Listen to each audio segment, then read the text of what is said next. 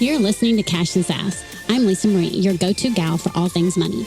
As the Sassy Wealth Queen and the brains behind the Sassy Wealth Coach, I'm here to take you on a thrilling ride from the financial chaos to sassy and sexy money. Welcome back, my sassy friend, to another episode of Cash and Sass. I'm Lisa Marie. I am the Sassy Wealth Queen and the brains behind the Sassy Wealth Coach and, of course, this podcast. And today I have Skyler Fleming. He is a personal finance podcast host. He hosts Money Talk with Skyler Fleming, a podcast dedicated to starting conversations around money so we can all do better with money. He found a love for money when he was young and working in a call center for a credit union. He saw a lot of people going through some really hard financial times, and he quickly learned more about money than he was ever taught just by helping other people. This has helped him find his passion for helping to teach other people about money. So that led him to become the host of the Money Talk with Skyler Fleming, where he spends time talking to experts and regular everyday people about how to manage and learn about finances, which of course is my favorite subject because that's the reason why I started the Cash and Sass podcast, is because I wanted to kick money taboo to the curb and us have candid conversations about money. Welcome to the show. Thank you very much for being here today. I truly appreciate it. And I thought we would dive into, we were discussing what we were going to talk about right before we went live. And I think it's a good subject to talk about marriage and money and how to discuss those through those different viewpoints. So what got you to where you actually look at those types of things, like the marriage and the money and being able to see the different viewpoints? Yeah, honestly, it's my wife and I's experience. We've been married for going on 4 years this year, and it's just interesting to see through our own experience all the different things we have to deal with when it comes to money. There's student loans, budgeting, credit card debt. How are you going to set up your accounts? And then there's, once you get beyond just the logistics of how all that works, there's emotion behind all of it. And that's really when it got into, hey, this is something we have to talk about because... And I'd be happy to share it if we want to talk about student loans a little bit more. But my wife and I went through something where I was all math and she brought the behavioral aspect and the emotion to it. And that really helped me see the bigger picture and like what she was feeling and thinking. So that's why I think it's so important for couples to talk about money in a marriage, is the logistics are honestly the easy part. Yeah, because a lot of times, student loans is part of money process, right? I mean, when a lot of us think about the student loans, we get, tightness in our chest and we get aggravated because we're paying so much. Or, there's some of us like me who went back to school when we were in corporate because we were told if we go back to school and get this certain type of degree, we'll get whatever. And we didn't. And now we have this, huge debt. And I think changing our mindset around it is really huge, right? But you're right. There's a lot of emotions behind those student loans that has caused, a lot of people to not know how to talk about it. I mean, especially if you've never talked about money before, it's kind of hard to discuss your emotions about it when, you were brought up being told you're not supposed to talk about money to begin with. Yeah, emotions are hard enough to talk about too, like that's separate from money. And then you start bringing money and the connection to us as like, do we feel like that's our value or not? Like there's a whole lot of things where money ties in to make it really uncomfortable. So I'm going to ask, what kind of conversations or how did y'all go about having some of these conversations to where it's not so, I don't know, where you want to strangle each other? I'm sure there's a lot of there's a lot of people who are listening going, yeah, no, do you want us both to live? And we do. We want y'all to be able to have conversations about money. I think it's really important and be able to have those conversations and have those emotions and it be okay. So how did y'all approach that to where, again, you're able to have those conversations? Yeah, for us, it was setting a money talk expectation. So when are we going to talk about money? We go as far as an agenda to make sure things are written down. And that helps me, curb my research mind that I have where I like to look up everything. And we found it where before I started my podcast, I was telling my wife all the time about, oh, we could be doing this with our money. We could be doing this, crypto, this, IRAs, this, that, all that sort of stuff. And it was overwhelming her. And that led to the podcast. So I had somewhere to talk about it. But that also led us to say, we need some sort of an agenda. We created our monthly budget meetings where if there's something that comes up financially on either of our minds, we'll write it down in that agenda and talk about it each month on the last Sunday of the month when we budget for the next one. But that allows us to know we're going to talk about money, but it also sets the table that here's when we're going to do it and here's what we're going to talk about. Of course, if things come up that we need to talk about sooner, we don't wait if there's consequences before then and stuff like that. But really, it was setting an expectation so that we could be both prepared mentally for that, because I think so oftentimes one couple is feeling the weight of credit card debt because they're looking at it more. And so they keep bringing it up randomly to the other spouse, and the other spouse is thinking, wow, we must be drowning in credit card debt with how much you bring it up. And maybe it's not that bad, but you don't talk about it in a healthy way because you bring it up so randomly. So I would say set the expectation, and set a regular time for you to talk about it. I like how you call it a money talk meeting. I like that. Yeah. I like that a lot. I mean, because then it's like we're gonna have, we're gonna meet on the last Sunday, and it's our money talk. It's our money. That's our money talk day, and just making it to where you're able to have those conversations, which is so important. One of the things that and I'm going to ask is, how do you discuss through those different viewpoints? Because you have someone who maybe grew up not ever talking about it, and doesn't ever look at money, and doesn't want to look at the money, or they want to, but they're not sure how they understand it. So how do you go through those different viewpoints of being able to discuss those things, right? Yeah, and I think you gotta kind of push a little bit beyond that. Oh, how do you feel about that? Oh, good. Like those kind of quick responses that we tend to give. It's like, no, how do you really feel about it? Do you have any thoughts, concerns? Like, kind of push back. It's almost like when you ask people, how are you? And they just say good. It's kind of like the same thing can go on with your money talks, where you say, how do you feel about this? And they trust you, so they're going to go with the decision. But it's like, how do you really feel about it? Because that's gotten to the point where I'm like, to my wife, I'm like, hey, how do you feel about this? And she says, good. I think I trust your decision. I'm like, well, what are your thoughts going through your mind? And she explores one, and then we talk about it a little bit more. So I say, just ask a little bit of a deeper question, like, why do you feel like good? What kind of emotions are coming up for you? Because there's something there, right? Or how did I had somebody, when I said good, they were like, really? How does this feel in your chest right now, or how does it feel in your body? And then when you start, you're like, well, I actually have a tight. Okay, well, if you have a tightness in your chest, then it actually doesn't feel good. Then does it? Yeah, did your heart rate increase? Right. And so I think it's important to have those, and to recognize that, okay, you know what, this kind of stresses me out to hear this, and okay, well, tell me why. Well, how, and I'm going to say this, and I'm going to, with all the love in the world, actually listen, y'all. Yes. If you I was going to say that too. Whether it's your spouse or your kid, or one of your team members, one of your, for example, I have a right-hand person. When I ask her a question, and I ask what I shut up and I listen, because if you don't, then they're going to think, well, you were asking me, but do you really want to know? It's kind of like how when we ask people, how are you? And they say, well, and then they go to, when they go to well and they go to answer, you've gone on to something else. The reason why we do those short responses of good is because we don't really think you want to know, right? And so it's important when we're having these conversations, especially money, is to make sure that they know that we're asking because we really want to know, and that we're going to really pay attention to what they have to say.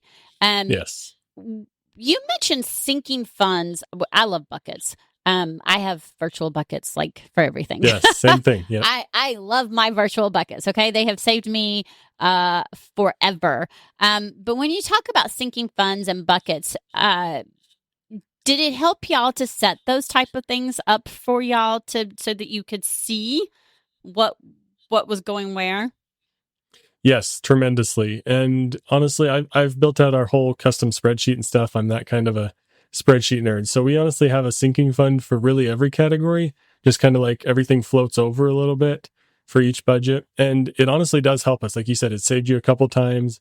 For us, we have ones that we very specifically use sinking funds or buckets to save for things like car registration, insurance, and things like that. And it saves us a little bit of extra money to be able to do that. But those have been a huge help because we'll often put $20 a month into like what we call our personal goods category, but that'll be like every 4 months, like the shampoos and the conditioners and things like that will all come up at once, and that can add up pretty quickly. But we're never really thinking, oh, we just spent a ton of money on the odds and ends around the house to help clean and stuff like that, because we're slowly budgeting towards that. So I think they just take a lot of stress off our mind to where we're not suddenly scrambling to say, oh, we can't enjoy something else this month because something else came up. So we're just slowly saving over time. And then it's also helped us with the big things. My wife's in PA school right now. She graduates in a couple months. And after that, we're going to go to Hawaii on a trip to celebrate. And we've been saving for 3 or 4 years at this point. And honestly, that's all it took. Like we were never stressed about going to have the money because we set a realistic time frame and use those buckets to save the money over time. And now we're saying, let's spend it. And it's going to be super fun. Yeah. And see, and I've talked about this before. I did this, I do actual different savings accounts, and I call them virtual buckets. And I had a savings account to take my daughter. She's autistic and she was graduating high school, and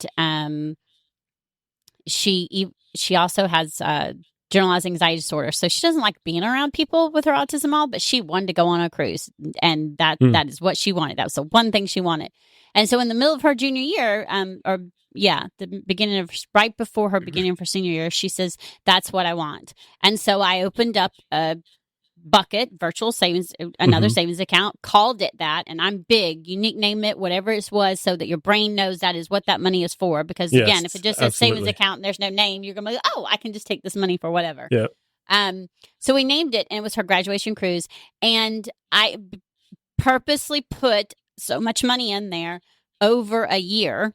It was like a year and I'd say a year and a half, because it was almost towards her end of her junior year. And doing that, I was able to pay for it, for everything. Yeah, and without I have a going question over. too that comes I up. was able to book the thing like 6 months before we were going to go.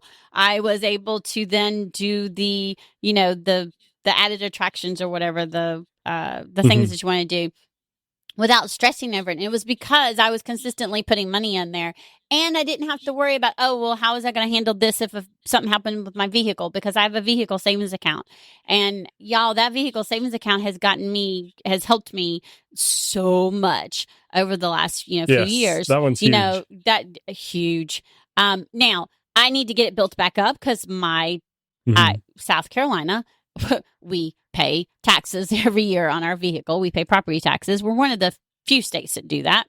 And I know that that's going to come up in September for my vehicle, and my vehicle savings was drained just recently because I had it's a trailer hitch box, or I don't know, some computerized box decided to go out. And it kept dinging, which was really annoying. And so it cost a few $100s to fix. I actually asked them if they could just remove it since I hadn't pulled anything on the trailer. I was told no. I did try. So I was like, can you just remove it? Just rip it off, yeah. Apparently it cost more to do that than it was to fix the fuse.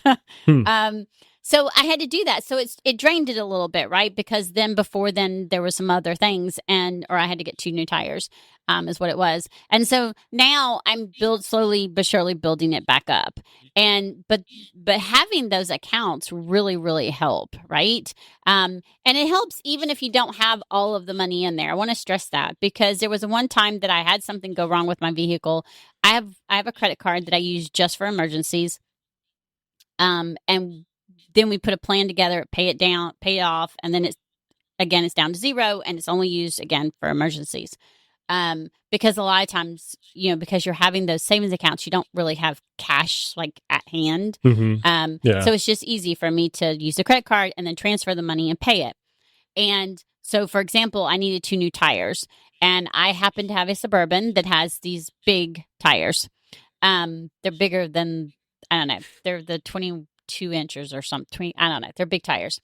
I'm not a tire person, but apparently everybody can look at my rims and know that I have these nice big tires.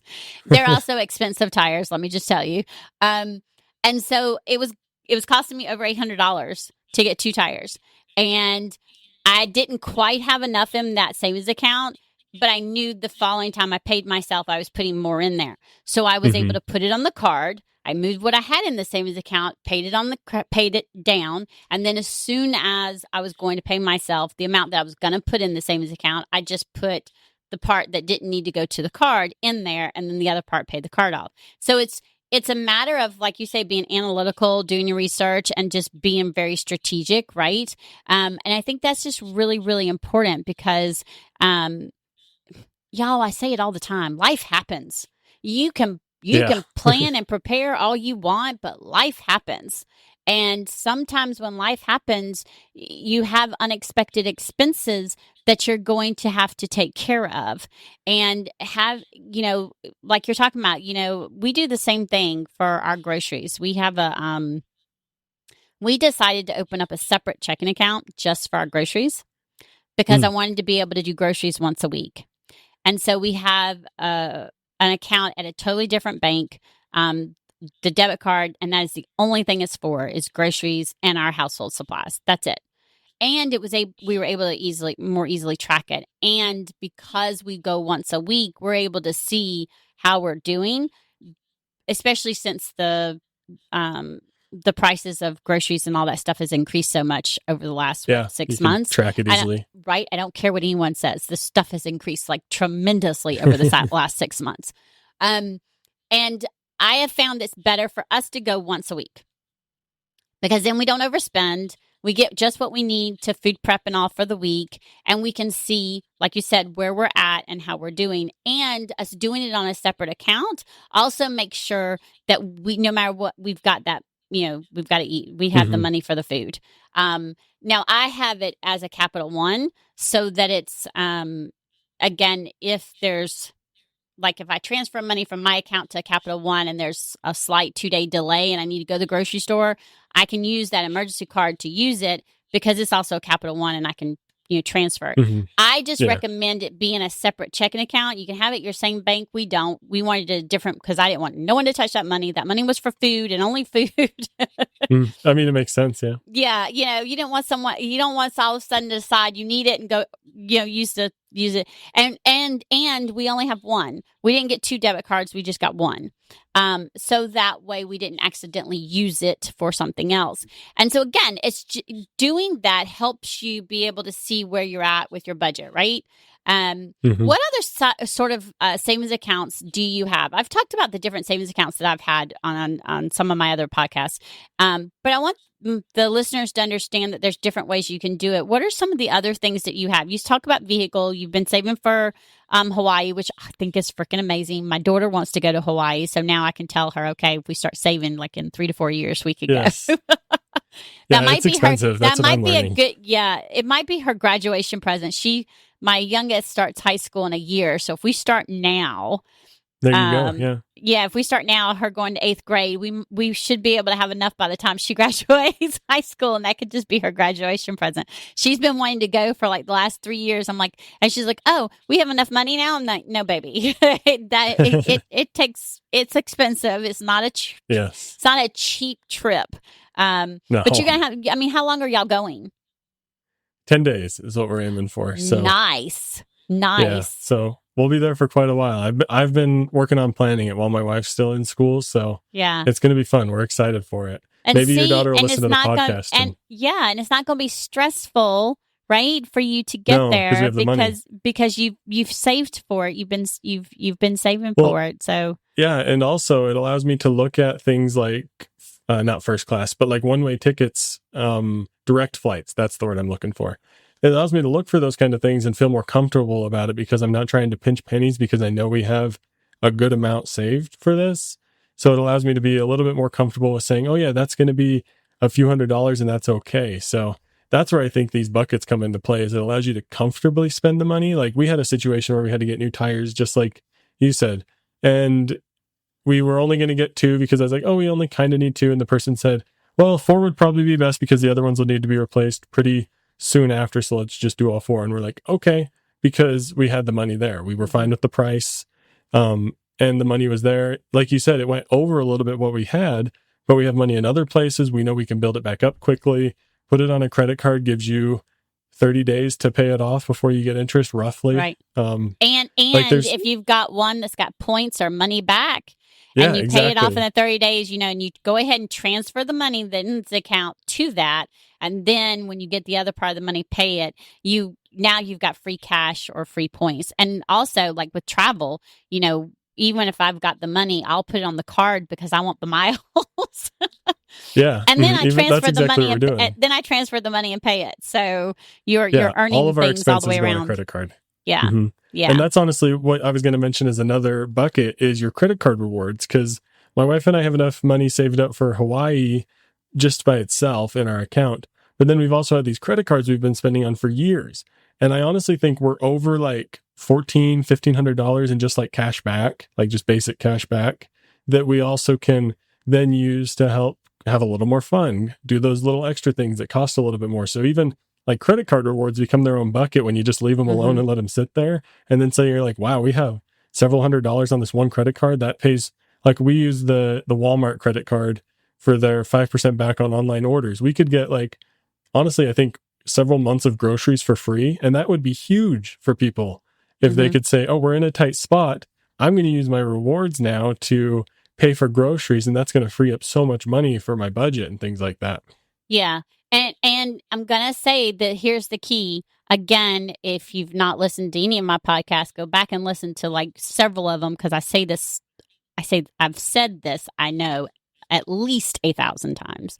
You must be strategic with the credit cards. If you've got them maxed out and you're spending them willy-nilly and you're not being responsible, then you need to basically put some earplugs in your ears and not listen to any of this conversation. That's true. Yeah, it's not worth it.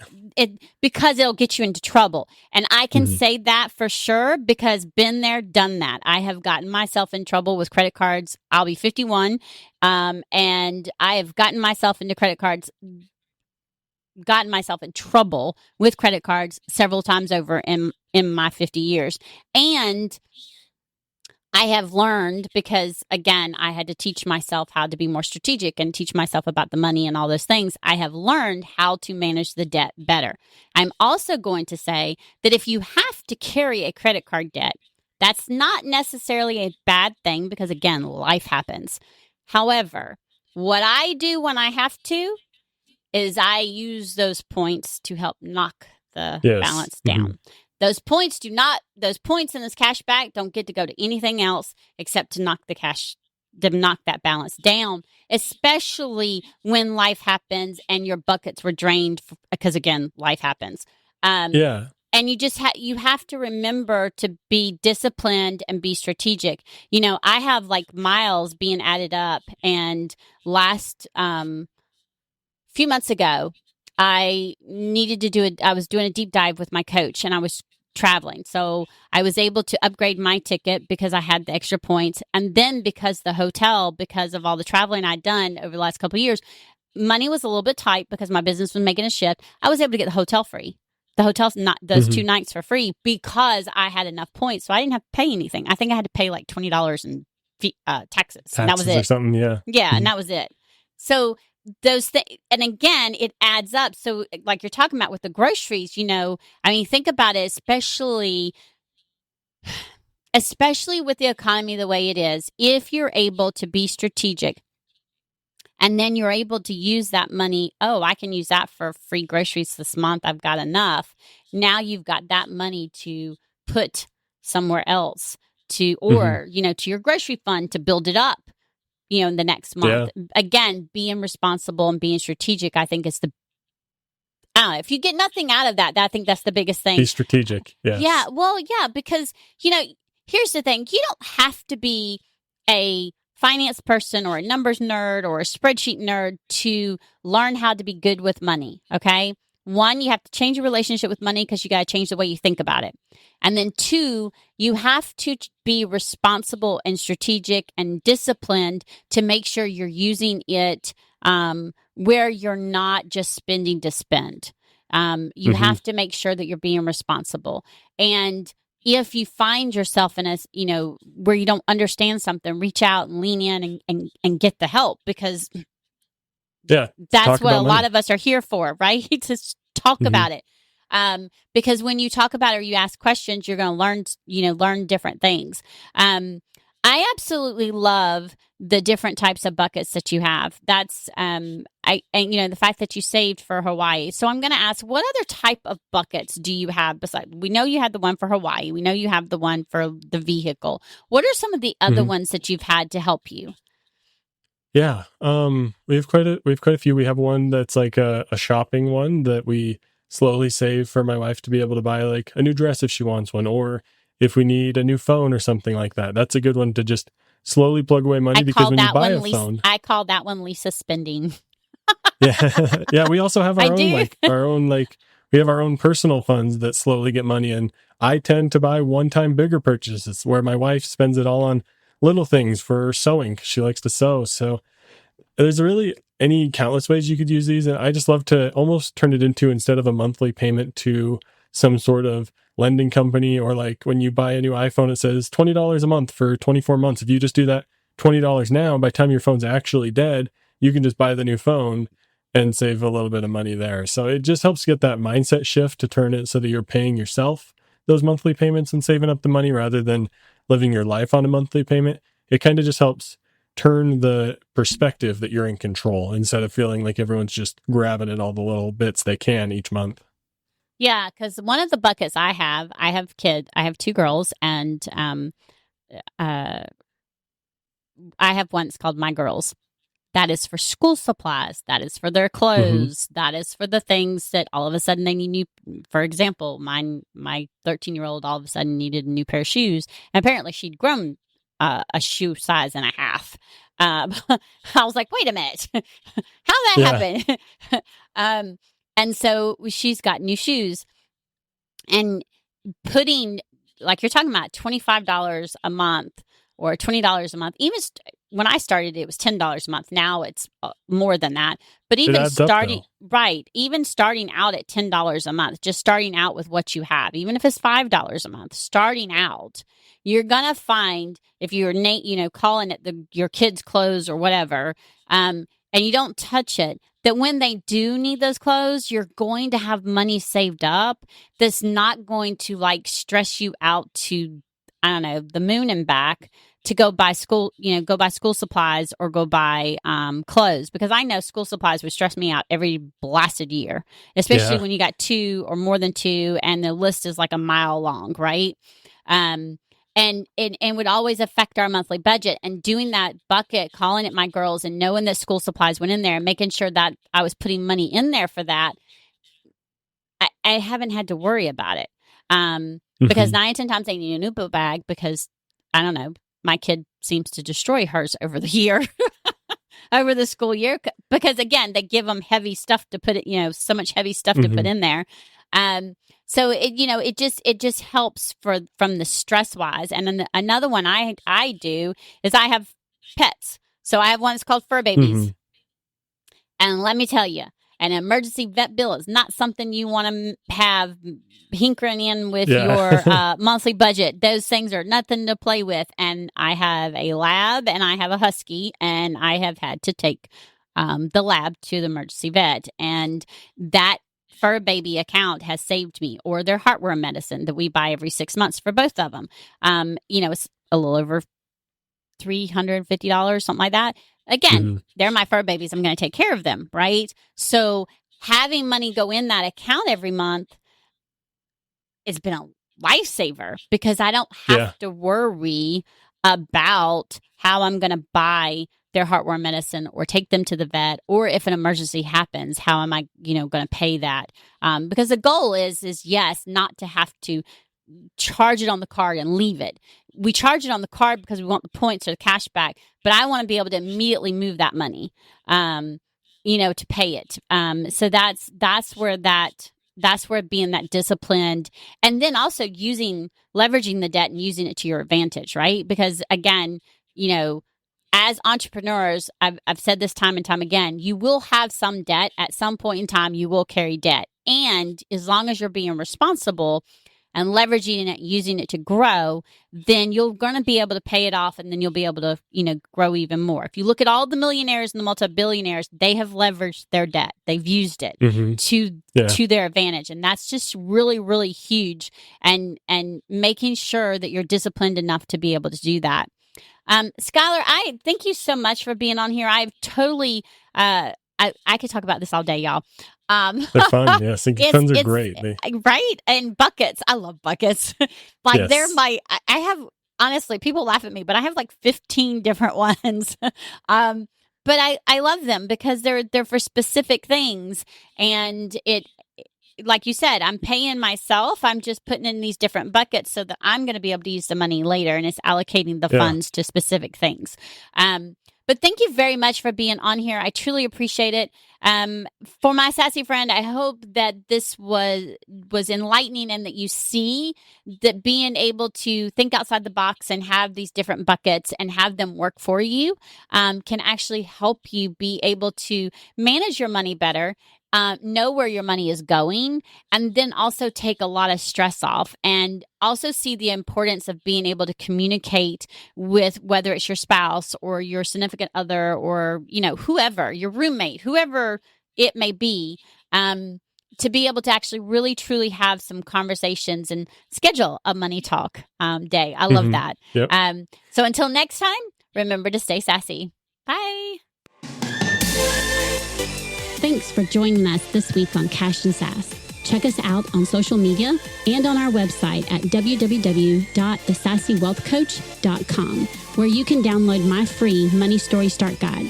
The website again is www.thesassywealthcoach.com. And as always, subscribe to the show to catch every new episode, and leave us a review so we can continue to bring you fresh content. And remember, yes, it is possible to have sassy and sexy money. See you next week.